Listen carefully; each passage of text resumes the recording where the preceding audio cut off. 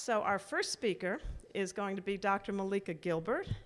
And Dr. Gilbert received her PhD recently this past spring, and she's now completing the MD part of her combined MD-PH program. She's at the University of North Carolina. Her title for her talk is going to be Dendritic Cell and Macrophage-Mediated Tolerance in Lupus-Prone Mice. So this will be an autoimmunity talk. Mallika.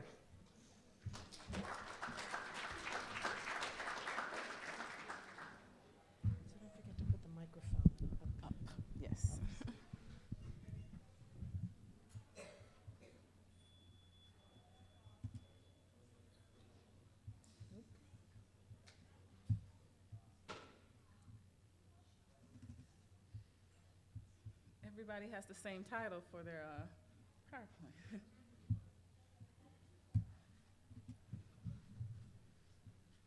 Here it is.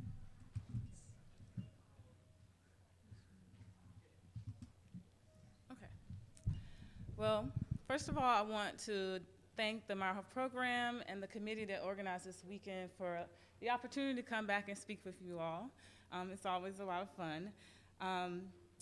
I changed my talk a little bit just to make it a little bit broader to B-cell tolerance mechanisms and their dysfunction in lupus. And what I mean by tolerance are those mechanisms that regulate autoreactive B cells and prevent autoimmune disease from forming. So to set the stage, I'm going to give just a little bit of background into innate immune responses, especially how B cells in innate immunity.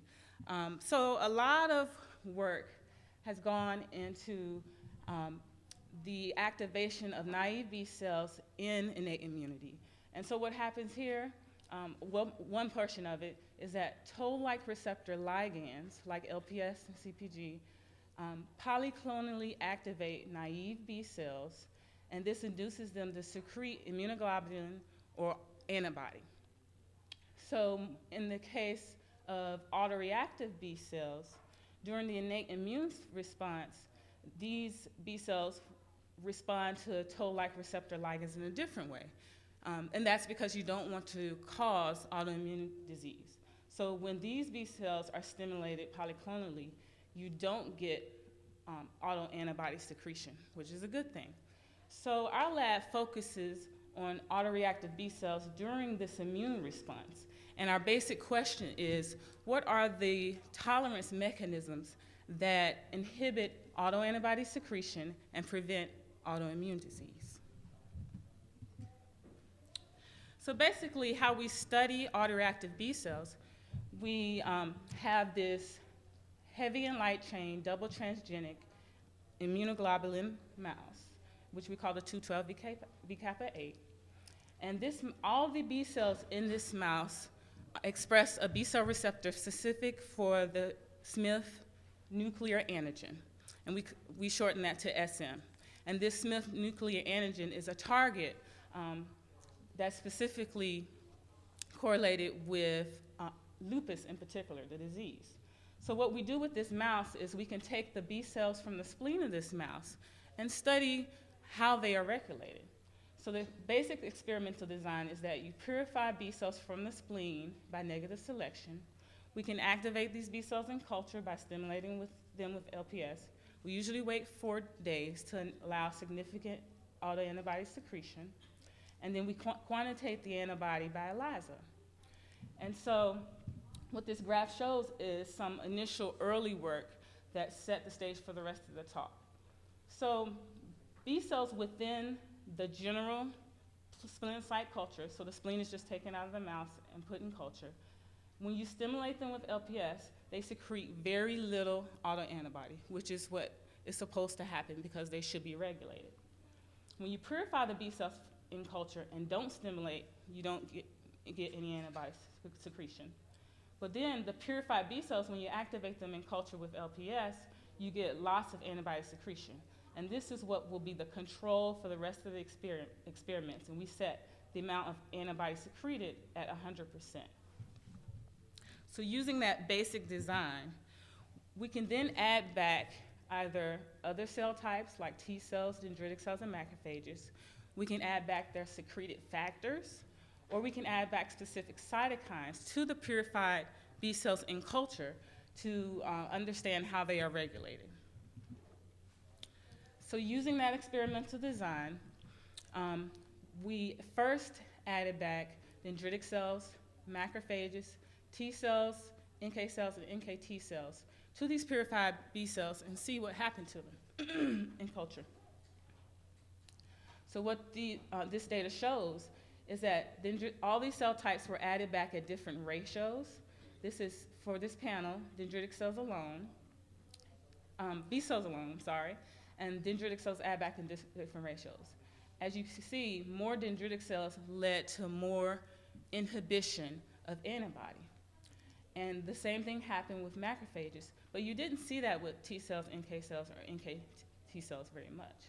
So what this told us was that dendritic cells and macrophages, and not T, NK, and NKT cells, in the splenocyte culture are the cell types that were repressing these autoreactive B cells. Okay. So I'm going to talk a little bit just about the dendritic cells now. So we wanted to know if the dendritic cells were secreting something in culture that was involved in the repressive mechanism of these B cells. So what this graph is showing is that these are B cells activated alone, just pure B cells in culture at 100%. When we put dendritic cells in culture and activate them with LPS, we take that supernatant. So the supernatant will contain all of their secreted factors. And then we add the supernatant back to B cells, okay? So unstimulated dendritic cell, and we call this conditioned media, added back to purified B cells has no effect on antibody secretion. But when you actually stimulate the dendritic cells first and then take that supernatant and add it back to the B cells, you see that you get an inhibition of antibody secretion. So this tells us that dendritic cells are secreting some factor that are repressing B cells. So using this, we then took some antibodies to several different cytokines, and we neutralized different cytokines in the conditioned media, okay? So that took away the effect of that cytokine in the conditioned media, and then we would add back that conditioned media to the B cells to try to get an idea what specific cytokine is involved in this mechanism, okay? And when we do that, we found that IL-6 was one of those cytokines. So this is the most neutralization effect shows that this repressive mechanism is relieved, okay? And so it's not totally relieved, which suggests that there are other secreted factors, and that's what we found. So here, when we added back the recombinant IL-6 cytokine with the B cells alone, we could reproduce this repressive effect. So this told us that IL-6 secreted by activated dendritic cells could repress autoreactive B cells. This result was very surprising to us because IL-6 is known to be an activator and enhance antibody secretion in B cells. So the way we try to explain this is that we believe that autoreactive B cells are reprogrammed to the response to IL-6. So, and similar data show that macrophages also secrete IL-6, and some other cytokines that we saw that were secreted by these cell types are TNF-alpha and also soluble CD40 ligand. So this is the general model of how our mechanism works. So dendritic cells and macrophages activated in innate immunity secrete IL-6 and TNF-alpha and soluble CD40 ligand that selectively repress autoreactive B cells while allowing naive B cells to respond. And so we next wanted to know, if this mechanism is dysfunction, could it cause lupus? So lupus is an autoimmune disease that occurs mostly in women. It's more common in Black women. They have abnormal autoantibody titers and caused by a breakdown in tolerance mechanisms. So we wanted to ask the question, are dendritic cells and macrophages from lupus mice defective in this mechanism? Okay, So the first thing we did was compare stimulated dendritic cells in culture, compared healthy black 6 mice to several different lupus-prone models. And as you can see, 4 of these 5 are defective in the secretion of IL-6. And this was similar for TNF-alpha, and also in the case of macrophages.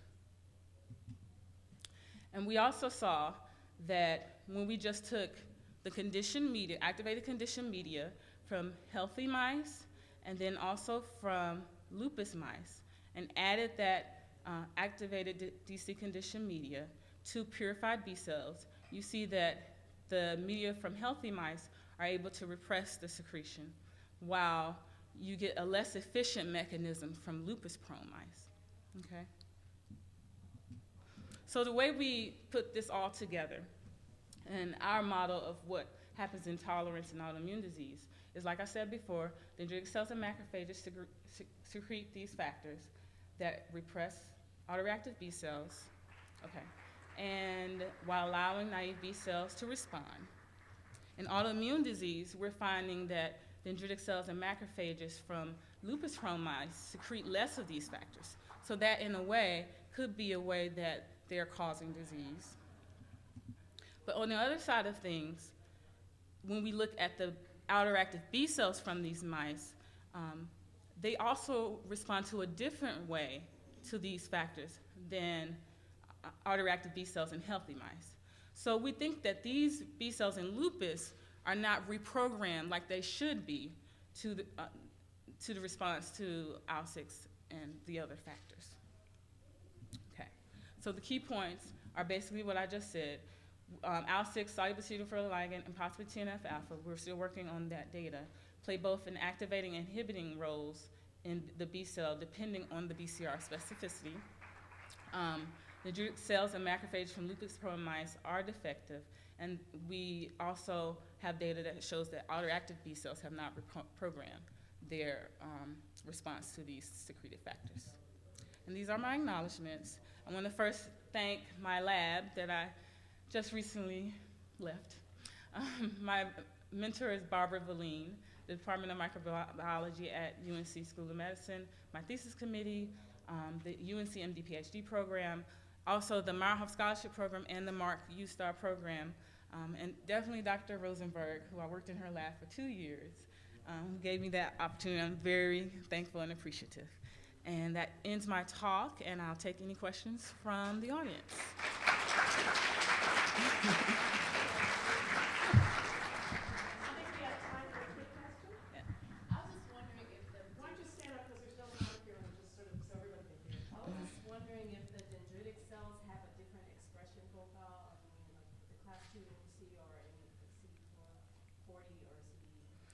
From between the lupus mice and the, yeah, so we took a look at that. There is some work that shows there is a different profile for class 2 expression on dendritic cells from some autoimmune mice. We couldn't find specifically for the model that we were using, which was the MRL-LPR. And in general, they do have a different, they do have a higher expression of CD11C, but right now we don't know exactly how that could be affecting this mechanism. And these are bone marrow-derived dendritic cells, mostly. Any other questions? Let me just ask a real quick question because we're short on time. So IL-6, TNF-alpha are big inflammatory cytokines. And so can you just say something about the role of inflammation in lupus? Oh, yeah. So in lupus disease, what happens is when their B cells are polyclonally activated, polyclonally means that you're just trying to generate a broad response. You usually get some inflammatory cells reacting to somewhere in the body just to start your immune response. So healthy individuals, we're able to regulate that inflammatory reaction. But in lupus, that reaction can get out of control in some cases. And it's thought that different viruses can trigger flares in patients with lupus. And that is probably due to the inflammatory response that happens in that. You have all these cytokines that are produced, and if their B cells don't respond like they should, their autoreactive B cells don't respond like they should to these cytokines, then they can become out of control and cause this flare-up, which is an exacerbation of their disease. Thank you. Okay.